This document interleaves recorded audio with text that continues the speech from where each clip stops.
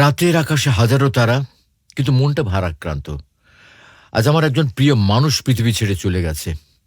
মৃত্যু কতটা নিঃশব্দ, কিন্তু কতটা শক্তিশালী, এ যেন এক অনিবার্য ডাক, যা আমরা কেউ এড়াতে পারি না। আল্লাহ বলেন, প্রত্যেক প্রাণীকে মৃত্যুর স্বাদ আস্বাদন করতে হবে। এই আয়াত পড়তে সহজ, কিন্তু এর গভীরতা বোঝা যায়। যখন আমরা কাছের কাউকে হারাই, তখন মনে হয় জীবন কতটা ক্ষণস্থায়ী। মৃত্যু আসে ধনী, গরিব, শিশু, বৃদ্ধ সবার কাছে। একদিন যে মানুষ হেসে খেলে জীবন কাটিয়েছে, তার নিথর দেহটা দেখে মনে হয় সবকিছু মিথ্যে। বাড়ি, গাড়ি, সম্মান, সম্পদ, এগুলো নিয়ে কেউ কিছুই নিয়ে যেতে পারে না। মৃত্যু আমাদের শিখিয়ে দেয়, এই জীবন হলো একটা পরীক্ষা, এখানে আমরা অতিথি মাত্র। এই পৃথিবী আমাদের গন্তব্য নয়, বরং চিরস্থায়ী জীবনের জন্য প্রস্তুতি নেওয়ার জায়গা।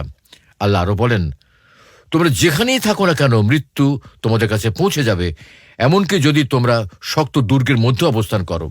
তাহলে প্রশ্ন হলো, আমরা কিভাবে মৃত্যুর জন্য প্রস্তুত হচ্ছি? ভালো কাজ করছি, নাকি এই ক্ষণস্থায়ী দুনিয়ার পেছনে ছুটছি? মৃত্যু হলো জীবনের সবচেয়ে বড় সত্য। তাই জীবনের প্রতিটি দিনকে কাজে লাগানো উচিত।